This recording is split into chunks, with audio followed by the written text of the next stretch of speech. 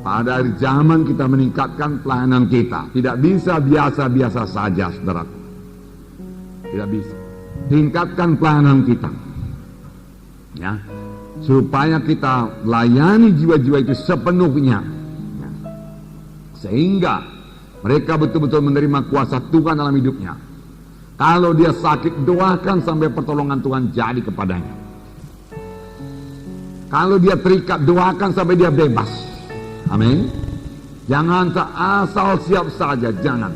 Kasih Tuhan harus memenuhkan saudara. Segala pelayanan harus saudara laksanakan dengan kasih Tuhan dan dengan kekuatan yang dianugerahkan Tuhan kepada saudara. Jangan seorang pun bersandar kepada kekuatannya sendiri, tapi dia bersandar pada kuat kuasa Roh Kudus yang melengkapi dia untuk mengerjakan pekerjaan Tuhan. Amin.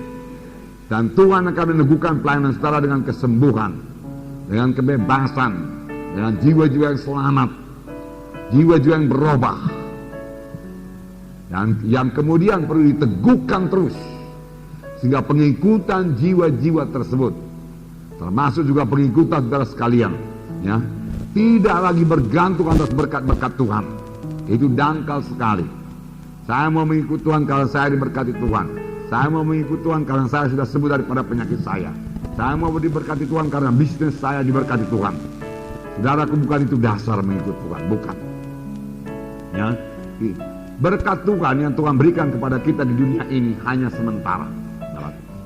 Kesembuhan pun hanya sementara. Ya, hanya sementara. Ya. Mata kita harus kita tujukan kepada hal-hal yang kekal. Amin. Ya, pandang kepada hal-hal yang kekal. Saudara, kalau dalam mengikut Tuhan kita hanya berharap akan perkara-perkara di dunia ini saja, maka kitalah orang yang paling malang. Firman Tuhan berkata. Itu 1 Korintus 15 ayat 19 kalau saya tidak salah. Saudaraku, yaitu yang menginginkan, ya, barang-barang materi dunia ini supaya saya mengikut Tuhan, supaya saya keberkatan, ya, saya mengikut Tuhan supaya saya sembuh, ya, saya mengikut Tuhan, ya, karena memang sudah nggak tahan lagi serangan-serangan setan, ya. Kalau dia perlu dibebaskan. Kalau sekedar itu aja tujuan kita, saudaraku, kita adalah orang yang paling malang di dalam dunia ini. Amin. Oleh sebab itu tujukan pandangan kita kepada pahala-pahala yang kekal yang sudah menanti kita. Pada akhir zaman itu saja yang bisa memegang saudara teguh dalam Tuhan. Ya, karena goncangan akan bertambah hebat pada akhir zaman ini, saudaraku. Kalau pandangan kita hanya sekedar, saudaraku, di dunia ini saja, saudara, kita akan gugur daripada iman. Dan firman Tuhan sudah memperingatkan lebih dahulu, pada akhir zaman akan banyak orang-orang pilihan yang jatuh daripada iman. Hendaklah mata kita, mata rohani kita, memandang kepada hal-hal yang kekal. Paulus berkata, aku mengarahkan diriku ke hadapan kepada panggilan Tuhan, mahkota kemuliaan yang sudah tersedia bagiku. Dan tidak ada yang dapat memisahkan dia dengan kasih Kristus. Amin. Haleluya, saudara. Nah, puji Tuhan. Jadi, saudaraku, doakan terus juga walaupun saudara sudah berdoa buat KKR kita tanggal 18, 19, 20 dan kebaktian tanggal 21. Saudara, maunya inilah saatnya, saudaraku, kebangunan rohani bagi tanah Batak. Saudaraku. Amin. Sudah cukup lama lah waktunya tanah Batak ini masih dalam kegelapan. Saudara, kita akan kabarkan Injil yang tegas, saudaraku, yang bisa menerima, yang bisa mengakibatkan banyak tantangan, ya. Karena kita akan ajak dia bertobat dengan sungguh-sungguh, meninggalkan semua kegelapan. Kalau mau mengikut Tuhan harus bertobat sungguh-sungguh.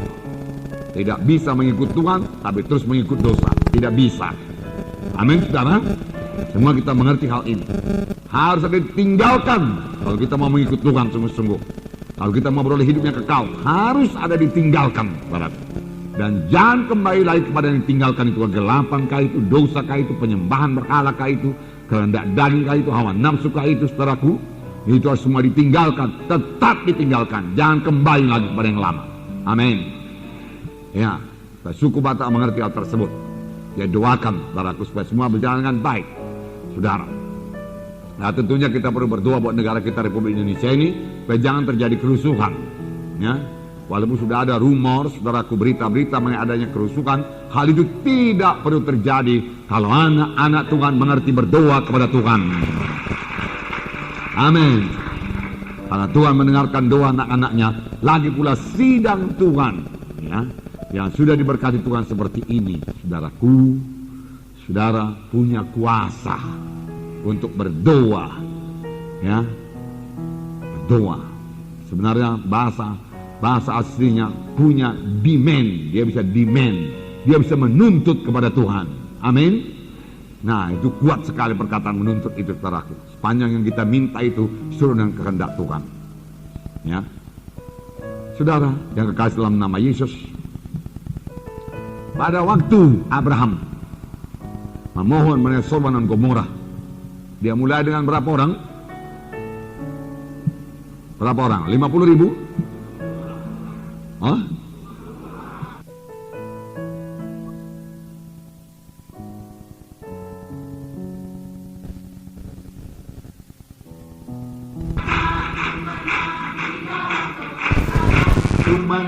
Ku menang atas segala setan. Haleluya, haleluya, ku menang. Haleluya, dia bangkit. Haleluya, dia hidup. Haleluya, dia naik. Roh Kudus turun. Amin. Itu tepuk tangan yang meriah buat Tuhan Yesus.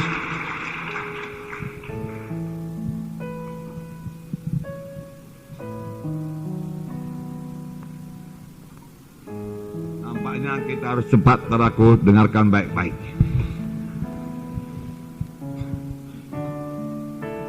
Saudara, kita perlu kuat dan teguh pada akhir zaman. Akhir zaman terjadi banyak goncangan-goncangan. Bahkan hampir dalam segala bidang akan terjadi goncangan-goncangan. Bahkan sudah terjadi goncangan-goncangan. Sudah mulai goncangan-goncangan. Sekarang saja setelah kita lihat goncangan dalam bidang ekonomi, sudah terjadi goncangan dalam bidang keuangan, krisis moneter dan lain sebagainya. Goncangan dalam bidang pemerintahan, sudah terjadi. Saudara, tetapi satu lagi, setan mau menggoncang dalam keluarga juga. Berhati-hatilah, saudara, jangan beri tempat kepada setan dalam keluarga saudara. Karena itu termasuk dalam rencana setan. Tetapi sepanjang kita berlaku sebagaimana saya katakan tadi, berurat berakar pada firman Tuhan dan berdasar pada firman Tuhan, dan pandangan kita, saudara, kita tujukan kepada pahala yang kekal di sorga, saudaraku, maka rencana setan tersebut bisa digagalkan. Amin. Saudara, kalau saudara lihat TV, yang mendapat goncangan bukan Indonesia saja. Beberapa negara, beberapa bangsa-bangsa di dunia ini telah menerima goncangan. Goncangan, saudaraku. Ada yang ditimpa bala kelaparan. Saudara, kita lihat juga, saudaraku, beberapa negara bahkan sekarang ini ditimpa bala kelaparan. Beberapa negara lagi, saudaraku, ditimpa, saudaraku, bahaya banjir. Bahkan Cina yang begitu besar, saudaraku, ya, ditimpa banjir karena Sungai Kuning itu meluap. Dan saudara lihat 240 juta jiwa, saudaraku, mengalami kesusahan, mengalami akibat daripada banjir tersebut. Kalau yang namanya 240 juta jiwa lebih banyak daripada seluruh penduduk Indonesia ini. Amin. Ya, itu sudah sangat besar. Saudara, belum lagi terhitung kerusakan pertanian akibat daripada banjir tersebut. Nah, saudara, dan ini bisa mengakibatkan, ini bisa membawa ancaman bahaya kelaparan. Kalau panen menjadi gagal karena banjir itu, dan karena luasnya daerah yang dilingkupi oleh banjir tersebut, ancaman bahaya kelaparan bisa terjadi, bukan hanya bagi Cina, bagi Asia ini, saudara. Karena inilah penduduk yang terbanyak di dunia ini, saudara. Jadi banyak goncangan apa enggak ini, saudaraku? Ya, saudara, saya mau memberitahukan kepada saudara, ya. Hanya anak Tuhan yang memiliki iman yang teguh berdasar pada firman Tuhan, ya, memandang pada hidup yang kekal, yang bisa tahan dan berkemenangan terhadap goncangan tersebut.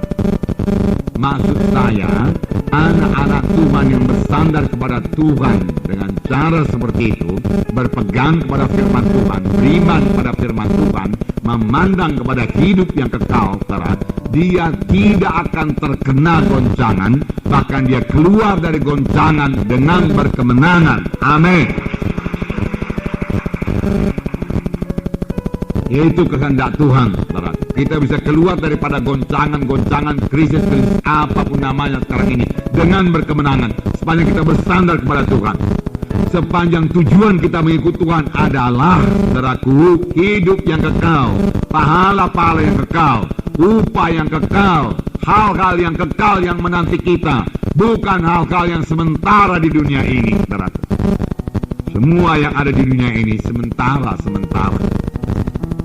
Kalau kita dasarkan, saudaraku, pengikutan kita kepada Tuhan atas berkat-berkat Tuhan, saudara, kita akan kena goncang dan jatuh, saudaraku. Misalnya saja, saudaraku, ya, sekarang ini saudara lihat, oke, seorang berkata, saya diberkati Tuhan, banyak uang saya, uang rupiah tadinya, saudara, nilai rupiah merosot, saudaraku, inflasi, saudaraku, melangit, saudaraku, keadaan ekonomi mengalami resesi, saudara, ya. Nah, bukan hanya Indonesia saja, saudara. Makanya saya katakan ini akhir zaman. Sebelum krisis moneter Indonesia, saudara, di Thailand sudah mendevaluasi mata uangnya, saudara. Jadi ini, saudaraku, beberapa negara kena, saudaraku. Dahulu, saudaraku, ya. Apalagi saya masih SMA begitu, saudaraku. Kalau dibilang bank itu saya percaya betul, saudaraku. Saya pikir bagaimanapun bank itu mestilah membayar, mesti ada uangnya, cukup. Saya pikir-pikir ini uang di bank ini sangat luar biasa banyaknya. Nyatanya, saudaraku, banyak orang sekarang krisis kepercayaan kepada bank juga. Tidak percaya lagi kepada bank, saudaraku. Sistem keamanan merosot, saudaraku, sehingga banyak orang ketakutan, khawatir. Saudara, takut dan khawatir ini akan bertambah-tambah menjelang kedatangan Tuhan Yesus kedua kali. Saya percaya penuh, saudaraku, apa yang dikatakan firman Tuhan, bahwa akhir zaman, yaitu kedatangan Tuhan Yesus kedua kali, sudah di ambang pintu, saudaraku. Amin. Haleluya, saudaraku. Nah, bisa-bisa saja, saudaraku, sistem pendidikan kita yang ada sekarang ini juga dirubah, saudaraku, menjadi lebih antikristus. Saudara, satu-satunya mata pelajaran yang tidak dipelajari sekarang di sekolah-sekolah Amerika yaitu Alkitab. Saudaraku, semua bisa dipelajari di sana, saudaraku. Dan siswa-siswa dilarang bawa Alkitab ke sekolah, saudaraku. Betapa bisa jadi satu negara Kristen, satu negara yang kita anggap Kristen bisa berbuat demikian, saudaraku. Kalau Australia memang sudah lama demikian. Alkitab dilecehkan, saudaraku. Nah, akan terjadi goncangan dalam ilmu pendidikan juga, saudara. Apa yang kita perbuat, saudara? Ya, jangan bergantung kepada barang-barang dunia ini. Jangan bergantung kepada segala sesuatu yang bisa diberikan dunia ini kepada kita. Ya, jangan bergantung kepada daya tarik dunia ini.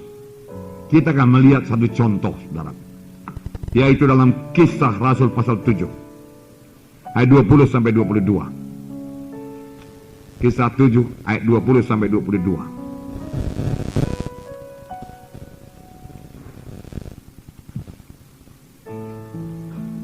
Kisah 7 ayat 20 sampai 22. Saya bacakan pada saudara. Pada waktu itulah Musa lahir, dan ia elok di mata Allah. 3 bulan lamanya ia diasuh di rumah ayahnya. Lalu ia dibuang, tetapi putri Firaun memungutnya dan menyuruh mengasuhnya seperti anaknya sendiri. Dan Musa dididik dalam segala hikmat orang Mesir, dan dia berkuasa dalam perkataan dan perbuatannya. Semua kita tahu cerita Musa, ya. Musa lahir pada masa yang sangat sulit bagi bangsa Israel. Bangsa Israel pada waktu itu diperhamba di Mesir. Dan karena orang Mesir tidak suka bangsa Israel ini berkembang dengan cepat, maka dia menyuruh membunuh semua anak laki-laki yang lahir dan membuangnya ke sungai Nil. Perintah Firaun keras dan harus dilaksanakan. Tentunya sudah banyak anak laki-laki orang Israel ini yang dibunuh. Pada waktu itulah Musa lahir. Tapi firman Tuhan berkata, pada waktu itulah Musa lahir dan ia elok di mata Allah. Dan orang tuanya melihat hal ini, saudaraku, bahwasanya Tuhan mempunyai maksud pada Musa. Ini satu berkat yang luar biasa bagi orang tuanya. Perlu orang tua yang punya hikmat sedemikian itu untuk membesarkan anak. Terlebih pada akhir zaman ini. Amin. Dia mengetahui, saudaraku, maksud Tuhan pada anaknya. Paling tidak orang tua Musa, saudaraku, mengetahui bahwasanya Musa ini pasti dipakai Tuhan. Karena lahir saja sudah sangat istimewa Musa ini. Begitu elok. Lalu firman Tuhan dalam buku Ibrani berkata, karena iman. Lalu orang tuanya beriman. Puji Tuhan buat orang tua yang beriman. Dan orang tuanya berani, amin. Dan orang tuanya bertindak, amin. Memang 3 perkara ini perlu untuk mempraktekkan iman, ya. Dia punya iman, saudaraku, ya. Dia berani, saudaraku, kemudian dia bertindak. Apakah di perut orang tuanya? Dia sembunyikan. Dan firman Tuhan berkata, dengan tidak takut akan murka raja. Perintah raja sudah keluar. Udah jadi orang tua yang menyembunyikan anaknya juga tentu dapat hukuman yang kuat, yang keras. Boleh jadi dihukum juga, dibunuh juga. Dengan anaknya sekalian, kalau ketahuan. Tentunya banyak ronda daripada tentara-tentara orang Mesir. Dan Musa ini disembunyikan. Bagaimana menyembunyikan anak? Karena anak ini bertambah umurnya, bertambah kuat tangisnya. Tidak bisa disembunyikan, lebih lama lagi. Disembunyikan sampai 3 bulan. Kemudian tidak bisa sembunyikan lagi karena tangis akan bertambah kuat. Lalu, saudaraku, mereka bertindak, ya, dapat hikmah lagi daripada Tuhan. Kapan kita mulai bertindak, saudaraku, menuruti jalan Tuhan, saudara, Tuhan akan buka jalan selanjutnya sampai maksud Tuhan jadi. Tapi yang pertama sekali, orang tua Musa, saudaraku, Amran dan Jochebed barangkali namanya, ya, punya iman bahwasanya anaknya ini nanti pasti dipakai Tuhan. Karena dia lihat elok sekali anak ini. Mengapa Tuhan berikan anak ini begini elok? Tentu Tuhan mau memakai anak ini. Oleh sebab itu saya tidak mau anak ini dibunuh. Saya tidak takut akan murka raja. Lalu dia simpan anak itu. Dia sembunyikan sebisa-bisanya. Saudara, dia jaga jangan sampai keluar suaranya. Menangis atau bagaimana, saudaraku. Tapi sampai 3 bulan mereka merasa tidak sanggup lagi. Lalu mereka minta hikmat daripada Tuhan. Tentunya Tuhan mimpin dan mereka membuat satu seperti keranjang, saudaraku, yang dilapis dengan ter sehingga bisa terapung di sungai Nil. Lalu putri Firaun melihat anak itu dan dia lihat juga anak itu begitu elok. Itu luar biasa ini eloknya, saudaraku, ya. Tidak banyak dikatakan Tuhan elok dalam firman Tuhan, saudaraku, ya. Benyamin tidak dikatakan elok dalam firman Tuhan, ya. Tidak, ya. Ya. Yusuf, iya Yusuf, saudaraku, ya. Berbahagialah saudara yang bernama Yusuf. Nah, lalu putri Firaun tertarik. Lalu diangkat jadi anak angkatnya. Oh, dia langsung jadi anak angkat dari putri Firaun. Hidup berubah jadi hidup mewah semua. Makanan pun mewah, pakaian pun mewah, pakai inang, pengasuh, segala macam pelayan-pelayan lengkap keliling Musa.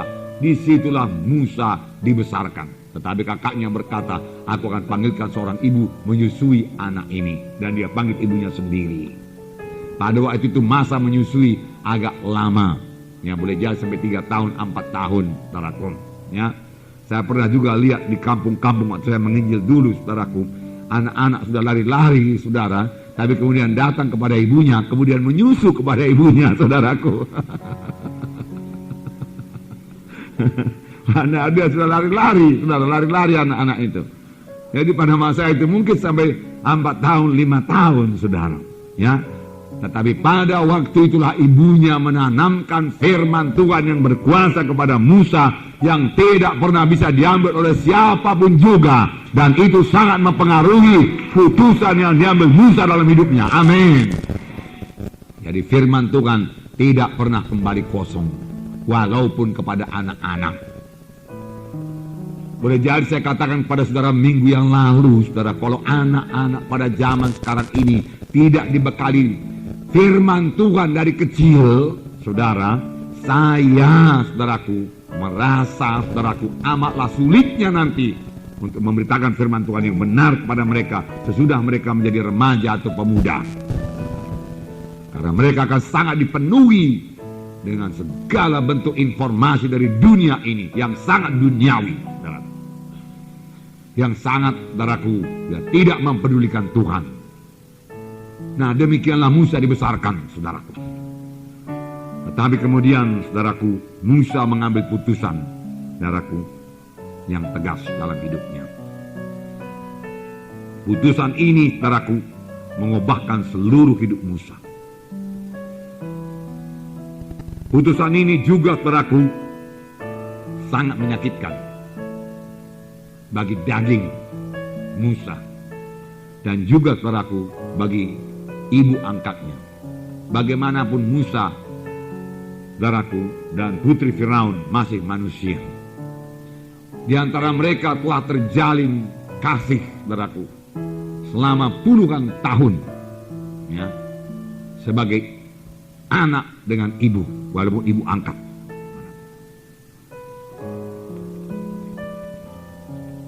Persekutuan, ya, persahabatan paling tidak, saudaraku. Persekutuan antara ibu dengan anak telah terjalin selama tahun-tahun itu.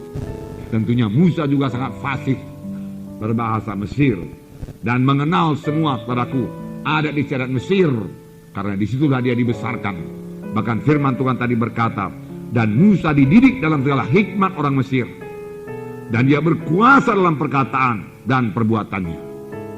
Jadi Musa, saudaraku, sudah disekolahkan di sekolah Mesir, menjadi sekolah istimewa dengan guru-guru istimewa tinggi, jika dikatakan dia berkuasa dengan perkataannya dan dia berkuasa dengan perbuatannya.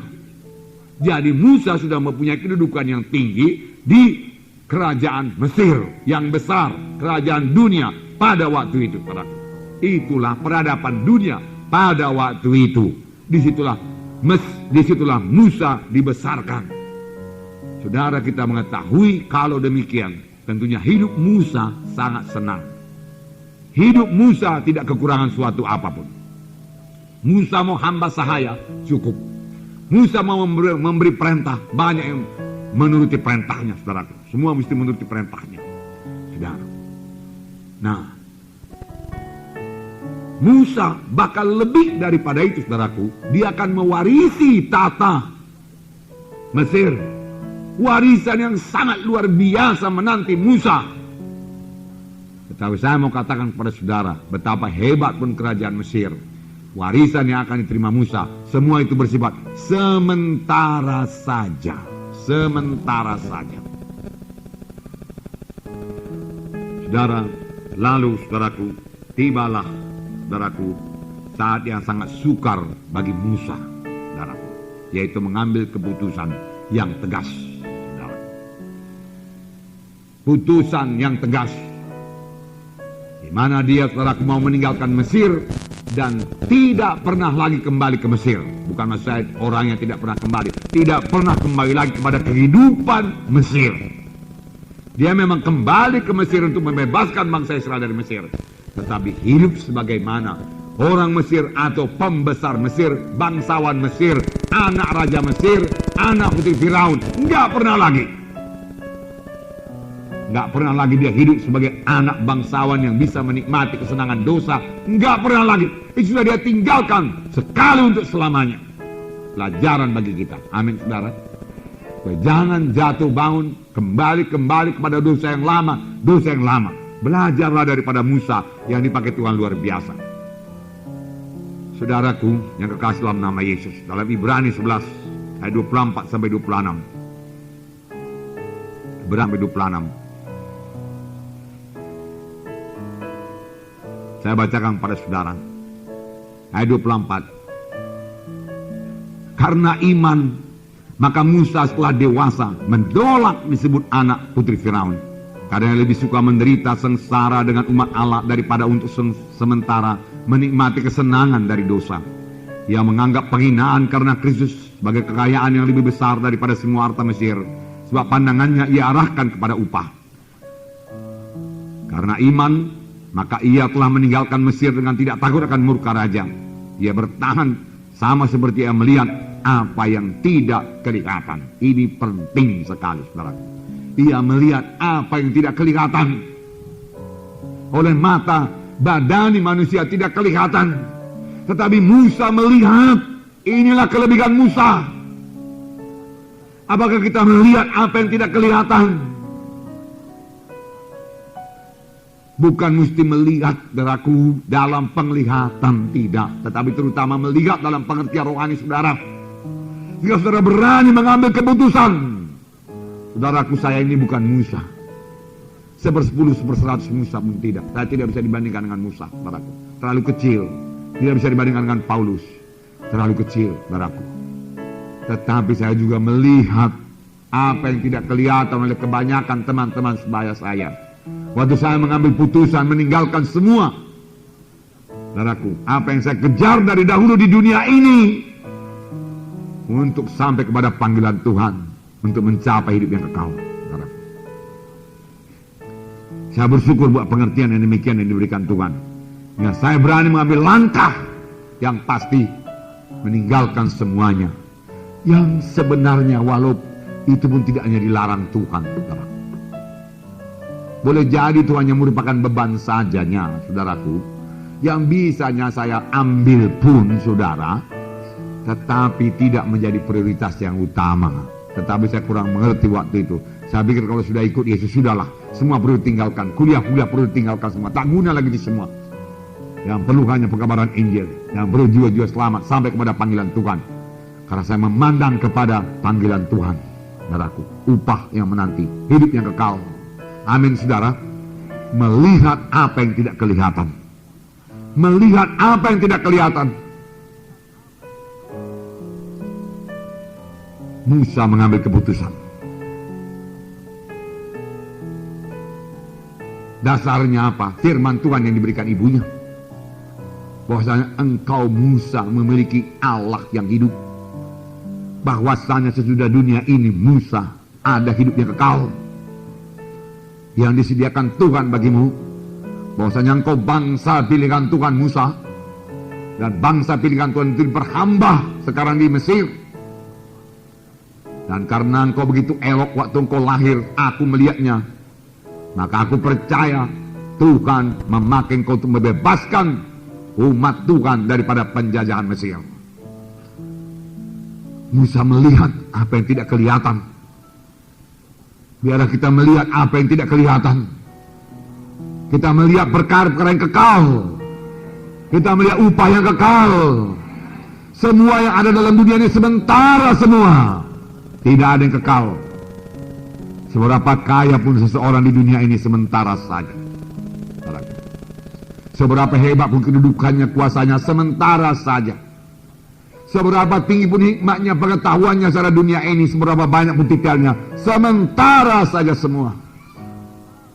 Dan Tuhan mempunyai panggilan dalam hidup kita, saudaraku.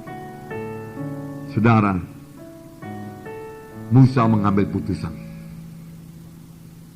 Tidak enak kepada dagingnya, tetapi rohnya bersorak-sorai. Amin. Dia harus berpisah dengan ibunya. Karena kalau dia terus ikut dengan ibu angkatnya, berarti dia ikut upacara Mesir, upacara penyembahan berhala yang harus dia tinggalkan kalau dia mau melayani Tuhan. Amin. Tak dapat tiada putri Firaun menyembah dewanya. Dan Musa mesti ikut di situ. Ya kan, saudara? Musa mesti ikut menyembah. Nah, Musa tidak mau, karena kepada bangsa Israel dilarang menyembah berhala. Tetapi di balik itu Musa punya kedudukan yang tinggi dalam jajaran untuk mewarisi tahta, warisan yang sangat besar. Berkuasa dengan perkataan, berkuasa dengan perbuatan, kaya raya.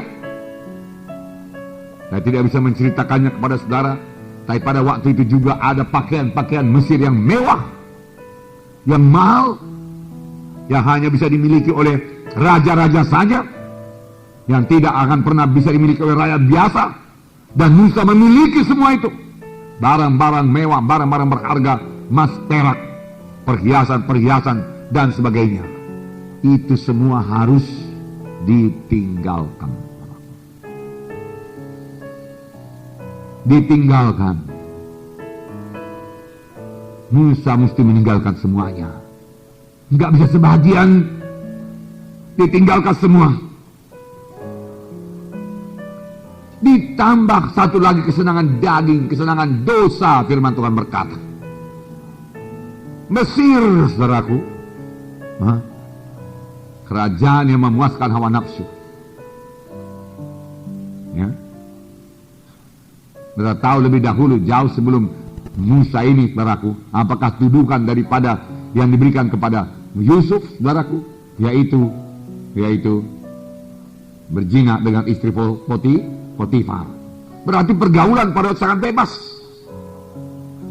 Apalagi orangnya sebagai Musa yang punya kedudukan. Dan Raja Firaun pada waktu itu biasa punya selir-selir yang begitu banyak. Saudara, dan Musa boleh memuaskan hawa nafsunya, saudara. Tetapi dia tidak mau melakukannya. Puji Tuhan. Amin, saudara. Tidak mau. Semua itu sementara. Semua itu daging. Semua itu rendahan. Mengapa? Karena dia melihat apa yang tidak kelihatan. Dia melihat, saudaraku, kekekalan. Maka yang sementara ini, saudaraku, sampah saja. Sampah saja. Saudara, dia melihat jauh ke depan. Dia melihat masa yang kekal. Matanya melewati segala kekayaan Mesir, segala warisan Mesir, segala kekuasaan Mesir. Dia lewati semua itu, kesenangan dosa. Dan saudaraku, di balik awan sana, dia melihat hidup yang kekal bersama-sama dengan Yesus. Indah sekali. Hidup selama-lamanya. Hidup selama-lamanya. Oleh sebab itu, saudaraku, dia mengambil keputusan yang pasti. Di sini dikatakan menolak disebut anak putri Firaun. Dia tolak, ya. Lebih suka menderita sebagai umat Allah daripada mensukakan kesenangan dosa seketika lamanya. Rela mengalami penghinaan karena Kristus. 3 perkara ini, apakah kita sanggup melaksanakannya, saudaraku? Putusan yang diambil oleh Musa membawa penderitaan yang sangat besar baginya. Tetapi Musa telah mengambil keputusan itu, dan itu mengobatkan seluruh hidupnya.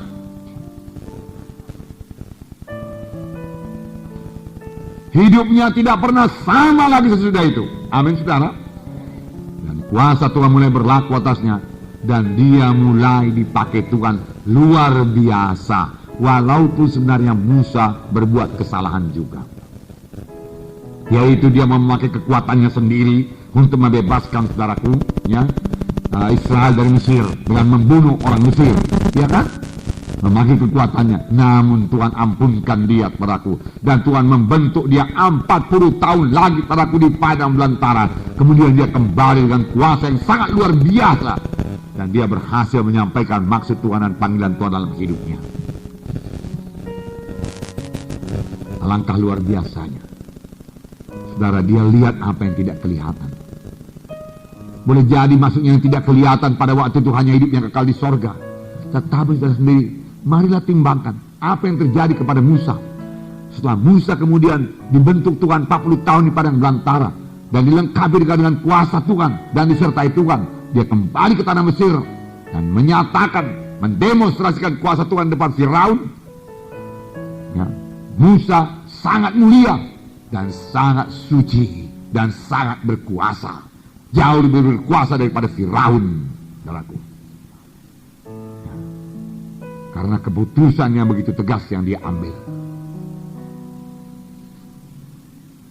Sudahkah kita mengambil keputusan tegas dalam hidup kita, saudara? Tidak ada kita yang seperti Musa. Enggak ada.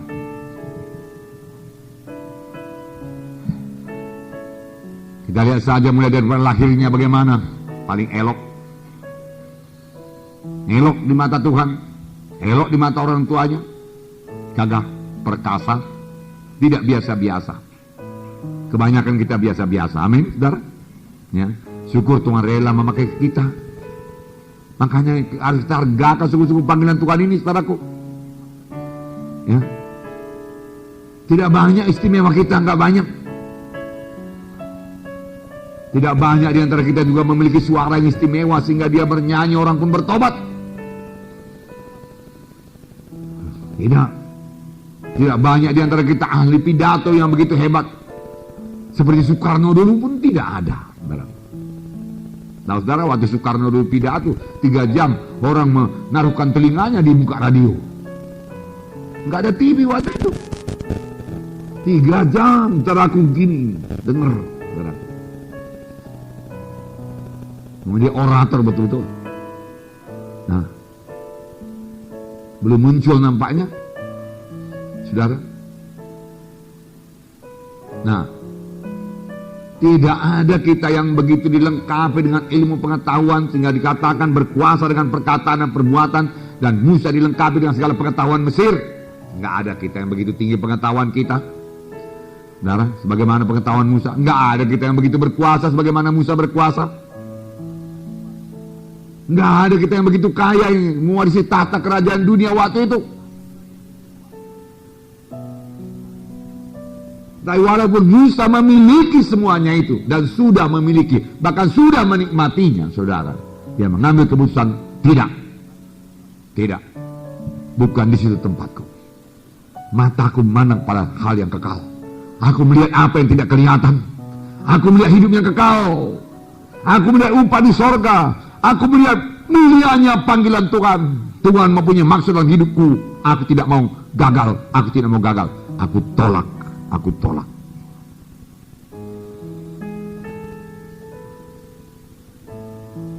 Saudaraku, Musa menolak kedudukan yang tinggi, rela menjadi budak untuk sampai kepada panggilan Tuhan. Betul, saudara? Ya. Musa menolak kesenangan dosa, kesenangan Mesir, saudaraku, dan rela menderita. Berapa banyak di antara kita rela menderita untuk Tuhan? Walaupun barangkali tidak menderita, tapi sikap hati kita harus rela menderita. Amin. Nah, rela menderita. Tidak lagi menyombongkan diri. Dengan segala kekayaan, kedudukan yang dimiliki Musa, Musa dengan mudah menyombongkan diri. Dan firman Tuhan berkata, Tuhan melawan orang yang sombong. Apakah lawan dari sombong? Rendah hati. Pernah saya katakan kepada saudara, kalau Tuhan begitu melawan orang yang sombong, maka Tuhan akan sangat memberkati orang yang rendah hati. Rendah hati, tidak meninggikan diri, tidak menyombongkan diri. Contohnya yang paling tepat Tuhan Yesus, di mana Tuhan Yesus berkata, belajarlah kepadaku karena aku rendah hati dan lembut hati. Ya. Rendah hati bukan berarti lemah-lemah. Rendah hati bukan berarti rendah diri, minder. Saya ini apalah, saya nggak bisa berbuat apa-apa. Bukan itu rendah hati, itu rendah diri. Itu bahkan Tuhan tidak suka.